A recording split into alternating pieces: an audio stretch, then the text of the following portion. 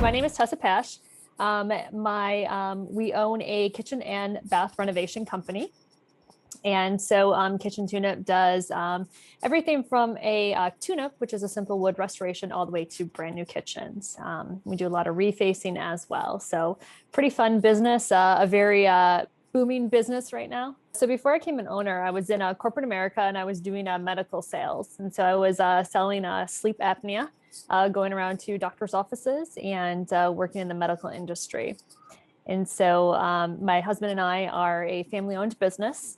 And, we decided to kind of take the leap to, kind of that work-life balance. We wanted to, get out of corporate America and really kind of take control of what our family life, we want that to look like, and what that long-term looks like. So I have owned a Gotcha Covered franchise for the last 4 years, and it is a fantastic company to work with. We've been very happy. I started the business and my husband has joined me since. So we are family owned and operated. And I was a licensed veterinary technician before we purchased our own franchise. I'm a executive leadership and business coach with the Focal Point organization.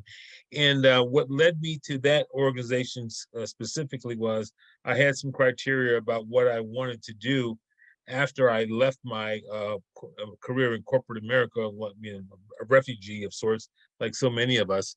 And the thing that I really wasn't interested in was a brick and mortar location, maybe a number of employees and some other things like that. And so this coaching franchise was ideal for me because it was one of the few opportunities out there that allowed me to bring all of the accomplishments and successes I had in my corporate career and bring them to bear in a business format that allowed me to sort of make a somewhat easy transition from what I was doing again in corporate America to helping being a leadership coach and a small business coach.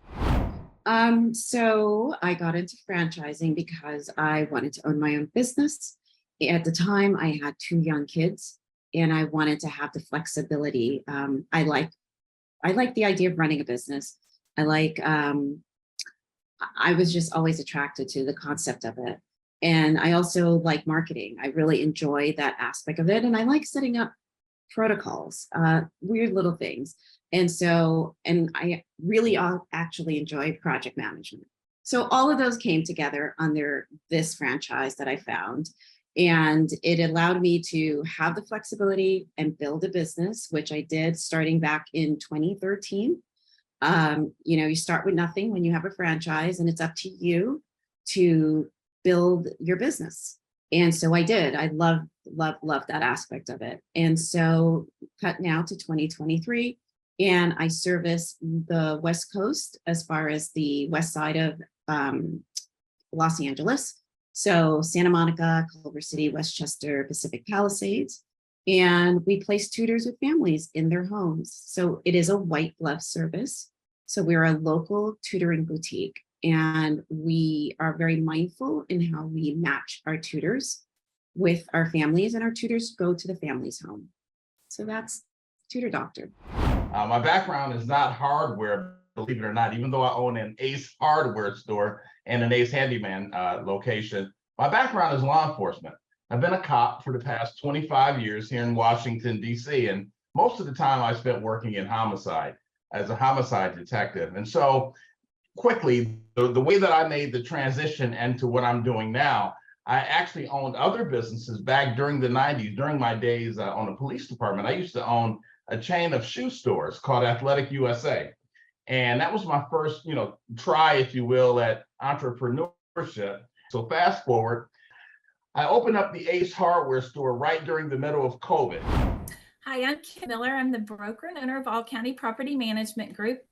We are a real estate brokerage that focuses on property management. So we manage a lot of single family homes, apartments, commercial buildings, mobile homes, anything like trucking, parking lots, all kinds of things. We also service those accounts. That we have some owners that may have, do the owner financing. And so we'll service the account and collect their money and everything on that.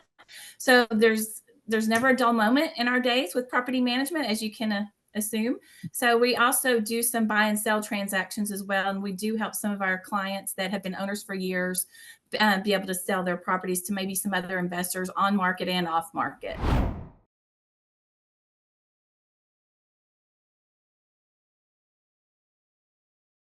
So I had a kid in kindergarten. My oldest was in kindergarten, and I was the only person in my family, including grandparents, that had never been on a field trip. And I was tired of missing out on what my kids were doing and being involved with. So I needed to get out of corporate America and have more flexibility to be able to be that parent that I had always desired to be.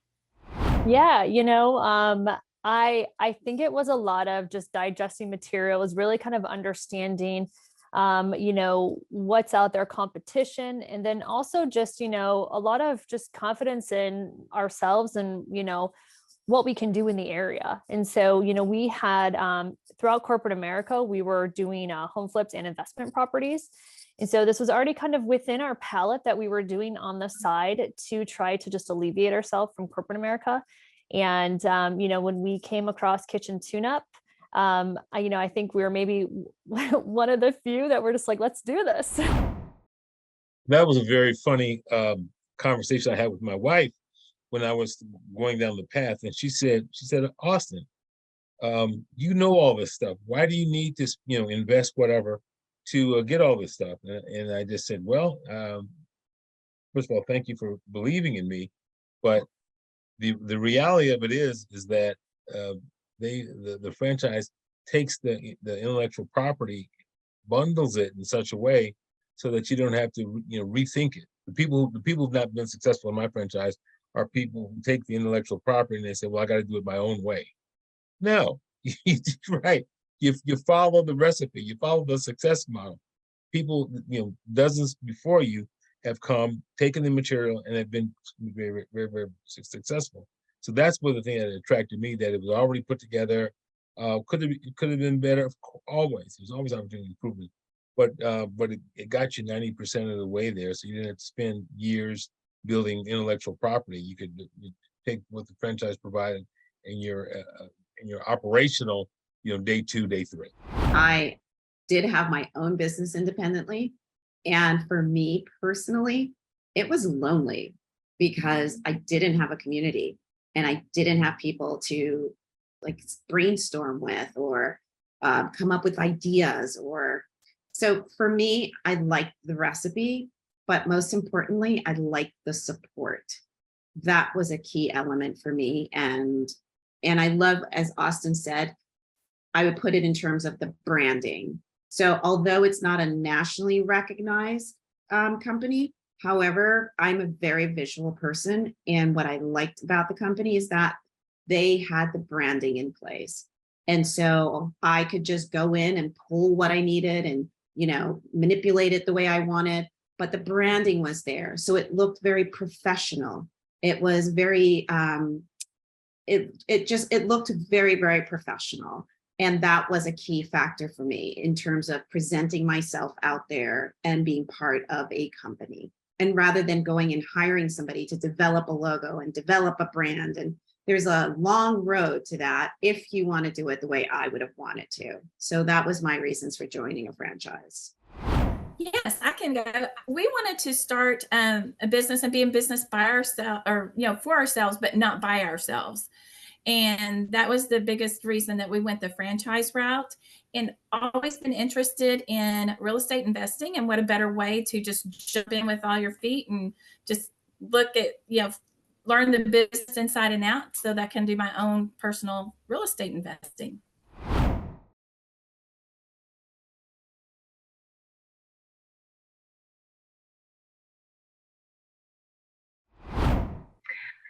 I think learning a business, learning how to own your own business and run the day-to-day things, they can all be definitely challenging if you allow it. But we've just taken one task at a time and gotten proficient at it and moved on to another one so that it wasn't a complete overwhelming thing. And there's always a ramp up when you start your own company to getting your brand out there and getting people to choose you as the company. And so taking advantage of the early days before you get busy, where you're 9 to 5 essentially full 5 days a week, has benefited us because we were able to take all of those tasks and get really proficient at them. There's been a lot of changes, right? I mean, with the pandemic, it's we've had to kind of flex, and that's one thing that I think is a constant thing when you're a business owner. You have to be very flexible to what the needs and wants are.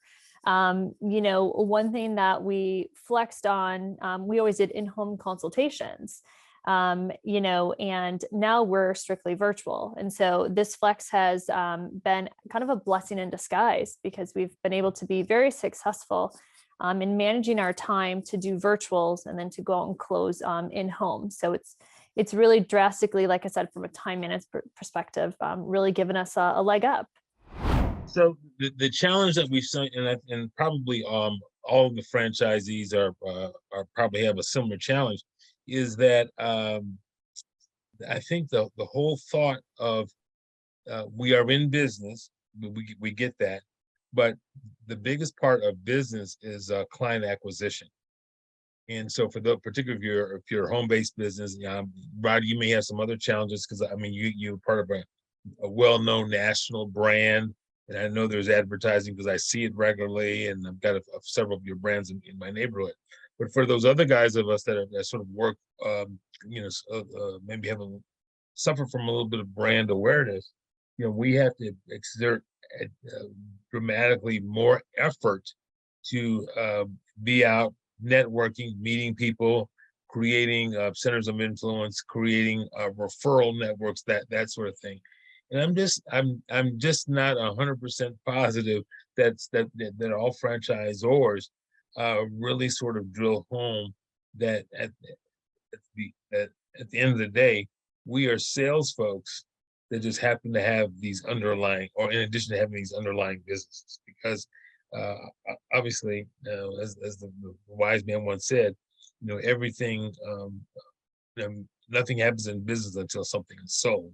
And so sometimes, I think a lot of franchises don't put enough emphasis on that, and so they get a lot of disenchanted franchisees. I'll leave it at that.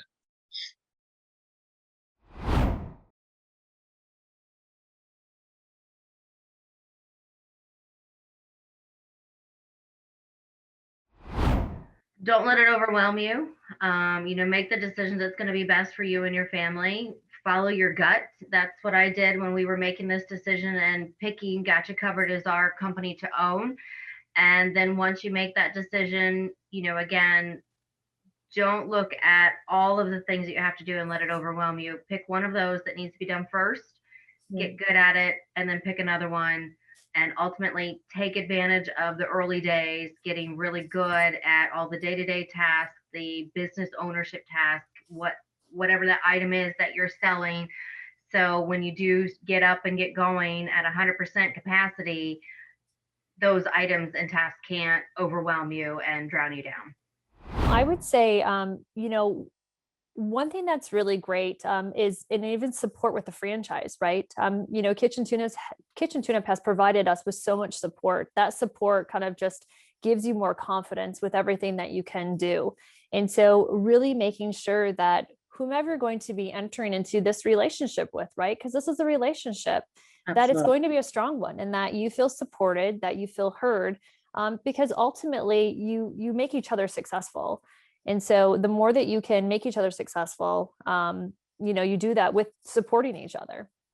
So I think the important thing is to equip yourself with the business skills. So my work as a business coach and an executive leadership coach, I've been able to earn a spot at the local community college where I'm an entrepreneur in residence.